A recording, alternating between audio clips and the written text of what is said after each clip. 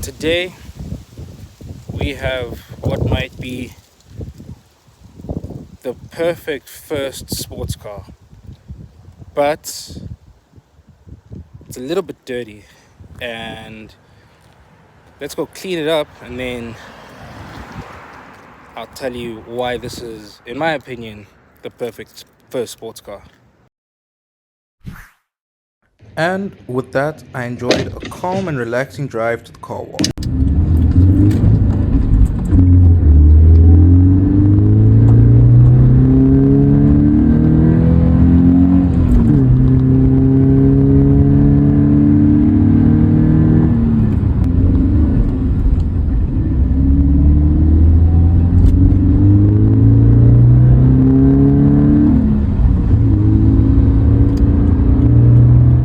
After failing to break any speed laws whatsoever, I then pulled into the car wash, where the fumes from the drive might have made my critical thinking a bit warped. What's a wash and dry? Wash.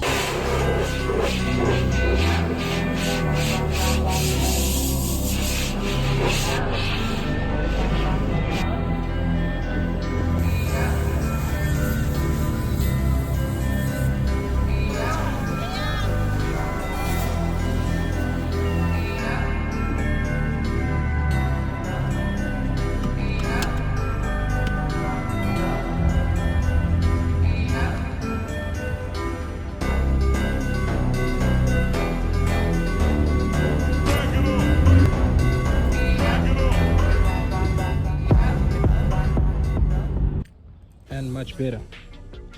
So there's a couple reasons why I think that this is the perfect first sports car, and some of those reasons are: number one, this thing is rear wheel drive, so it's got the classic sports car DNA, engine up in the front, drive to the rear. All in all, the size of the car, of the Toyota 86, is not that big, so it's still maneuverable, and it's super light. Because it's so small, it makes the car super light, super chuckable. You're just able to feel the whole car for what it is. On the inside, you get these nice sports kind of seats that actually hold you in place, that hug you in certain places. Next, let me just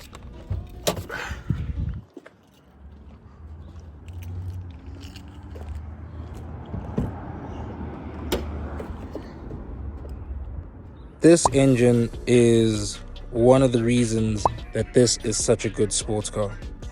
Because this engine doesn't have a ridiculous amount of power, you're able to drive it to its fullest to extent till you start revving the car out. But it's doable because the car is so light, it's got a manageable amount of power. You will never be overwhelmed driving this car. Now, just because you won't be overwhelmed with the amount of power that this car has doesn't mean that you can just like fall asleep at the wheel and take it for an idiot, right? This car will require you to push the limits of your driving a little bit. Like, just check right here. These wheels back here, these wheels are small. These wheels are super thin, which means if you're going around a corner and you decide you want to put a bit too much throttle, the back will kick out on you. But then again, the car's so light that you're able to drive at low speeds and have fun. The back can kick out and you're doing under 60 kilometers an hour. You're able to regain control again. This car is just basic. Everything that you need from a sports car is here. This gearbox is super short and really notchy, so that when you're driving, you're able to just straight like that. Even the dashboard is just pure sports car kind of feeling, right? Because you get a tachometer in the middle, your speedometer over there, and then some gauges that you need, fuel and temperature. Nothing too fancy, nothing out of this world.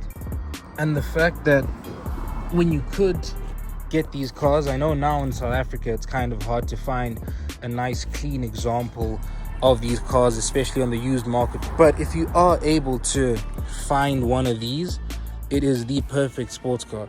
Like, a Porsche is too much power for somebody who's never driven a sports car before. An AMG car, even a C43 AMG, is too much power for somebody to learn how to drive a sports car properly. This car helps you know and learn the fundamentals of how to drive a car, how to handle a car, how to maneuver it at an affordable-ish price. And because it's a Toyota, it's easy to repair, it's easy to fix. And look at it, it's got these sports car looks, that sports car proportion, where you've got a nice long swooping front with a little bit of an overhang over there, nice and little aggressive, it looks like a little angry shark. Then you've got doors, nice doors, that nice swooping coupe shape to it. Even the way the sides of the car just bulge out just that little bit, just to give it that little extra around the back. Look at it again from this angle. Look at that little extra haunch at the back there. Even through the mirrors, you can just see that little wide bit just out at the end. That's what gives this car that like sports car feel. You get that feeling of you're sitting in the seat, you're planted there, and it gives you that hero race car driver feel, right? But you don't have to be going race car speeds to get that feeling. The engine growls nicely, and the reason why I feel this is better than like an MX-5 for a perfect first sports car is, in my opinion, it looks a lot better. And you've got, even though they're totally useless, you've got a couple of back seats there which can fit people. I have seen people get in the back of an 86. Maybe not when you drive and you're 6'3", right? They can't even fit my fist down there, but I have seen people sit in the back. But all in all, the Toyota 86 is just, I just can't stop saying it, it's just the perfect first sports car. Inexpensive, rear wheel drive, so you can have some fun with it. Easy to maintain, easy to live with.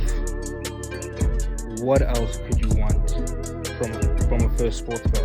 And then obviously once you get into knowing how to drive and how to handle cars properly, you then upgrade. But this, perfect starting point.